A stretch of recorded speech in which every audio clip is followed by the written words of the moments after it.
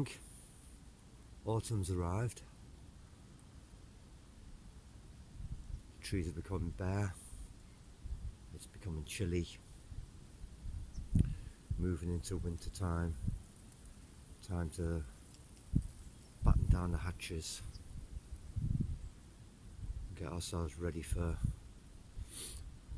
winter isolation and hibernation. We're getting used to isolation though now, aren't we? Batten down the hatches. Tropes, idioms, and platitudes. Sometimes things that Daniel Dennett would call deepities. Love is the only truth. Things that sound great but don't mean anything. They sound profound and deep, but they're completely meaningless. Whereas some sayings and platitudes aren't. They're far from meaningless. They're highly condensed bits of knowledge that we've collected over hundreds, sometimes thousands of years, and probably longer. An eye for an eye, a tooth for a tooth. Do unto others as you would have done unto yourself, and so on and so forth. These are the results of mankind repeating the same mistakes over and over again and realizing that they're mistakes, or the result of repeating successes over and over again. We take meaning and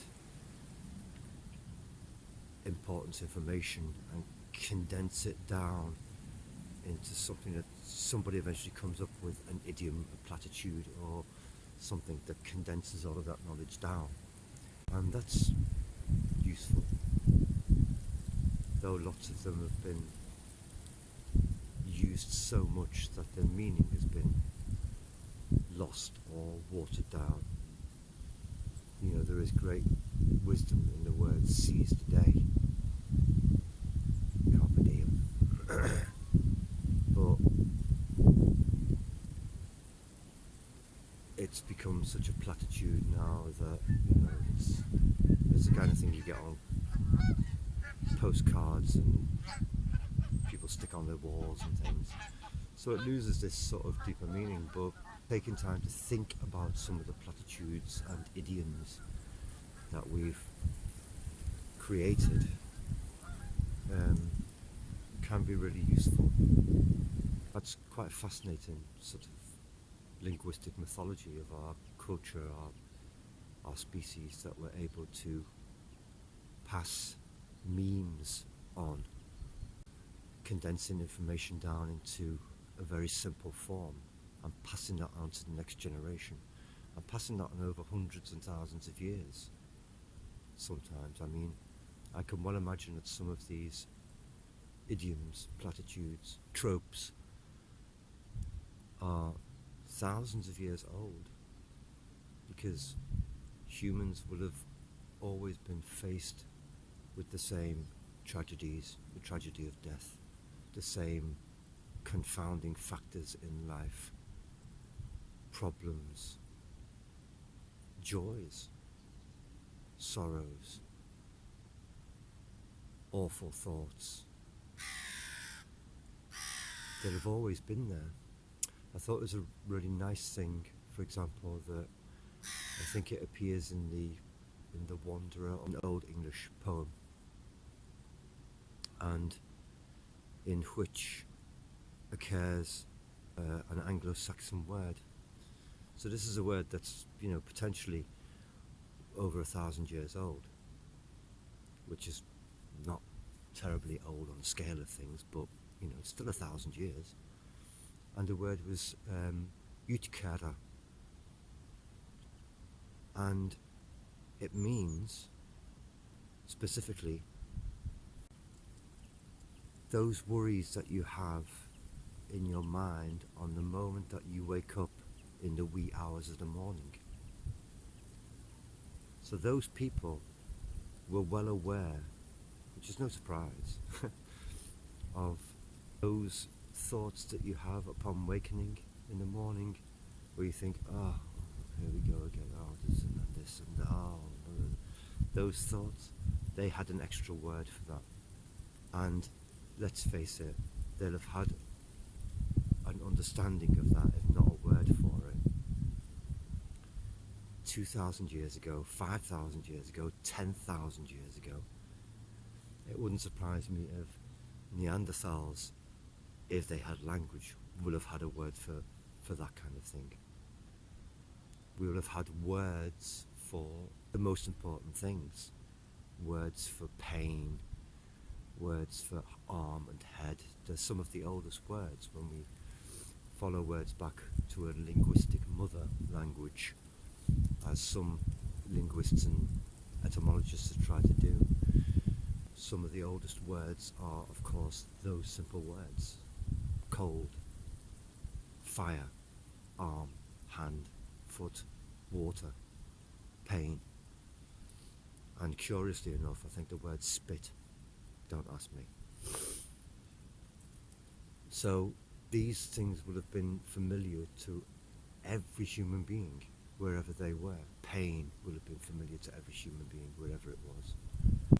And certain life situations, tragedies, loss of loved ones, mortality, fears about mortality.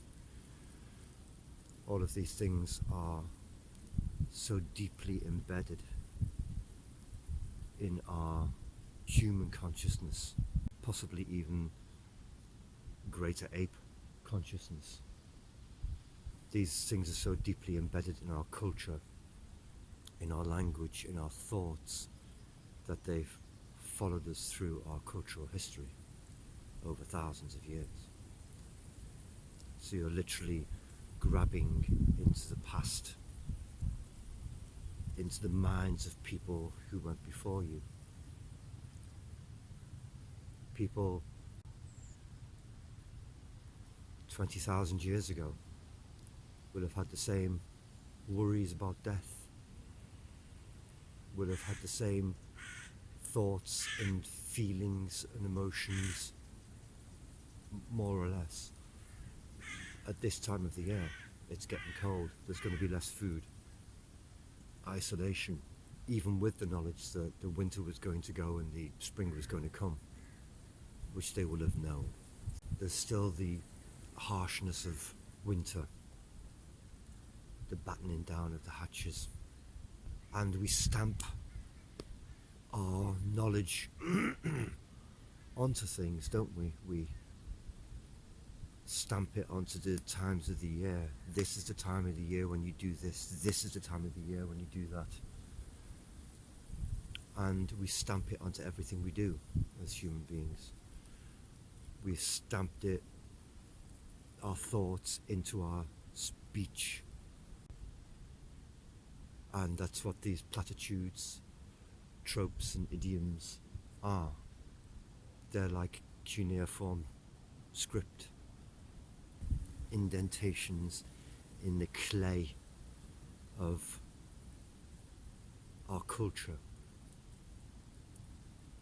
made in order to pass on vital information.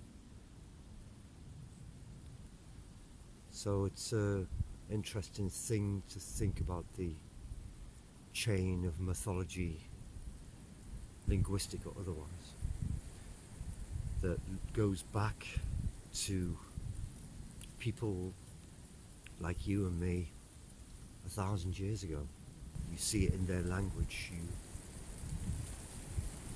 you would have seen it in their customs. We've lost a lot of their customs. We don't know what they did and how they lived exactly. We are not dissimilar. We're probably not dissimilar to the very earliest of humans in many ways, or even other members of species like us, Neanderthals, Denisovians, whoever.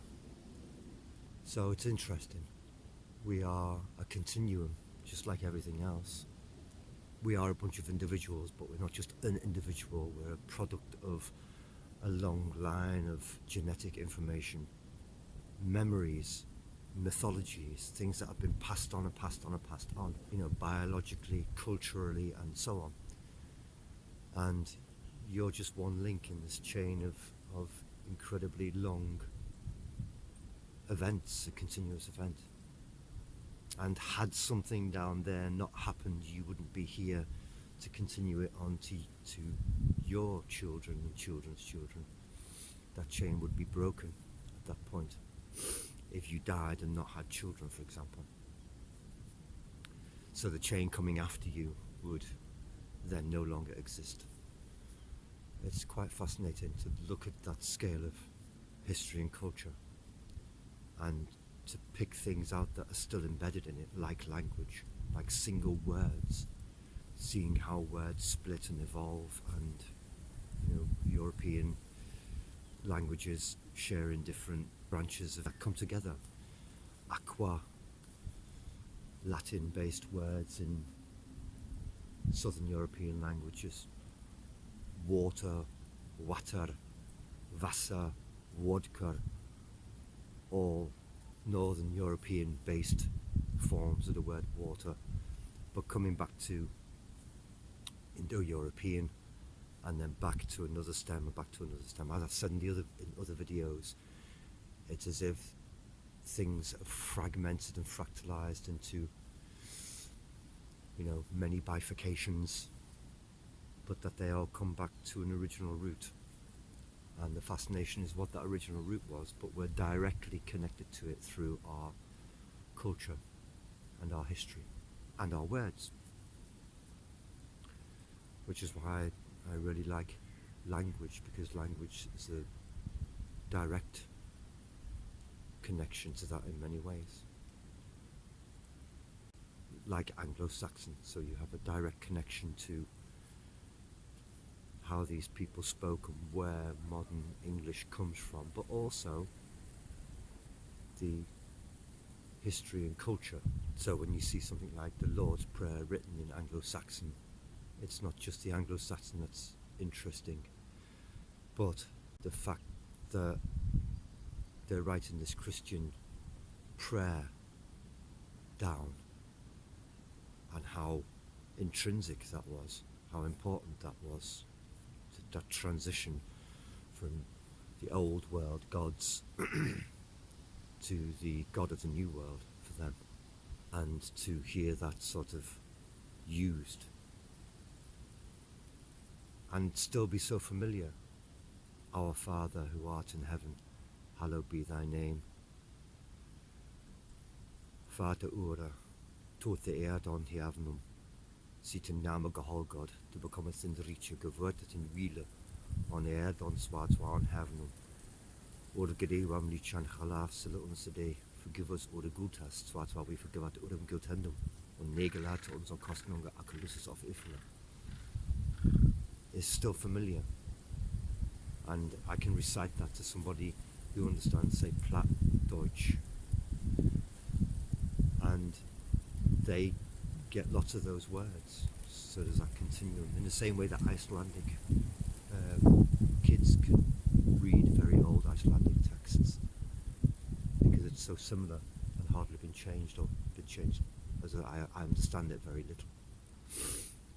So there's this lineage of culture in our speech, but it's not just that, the speech itself and the culture, it's the ideas, platitudes, idioms, and tropes.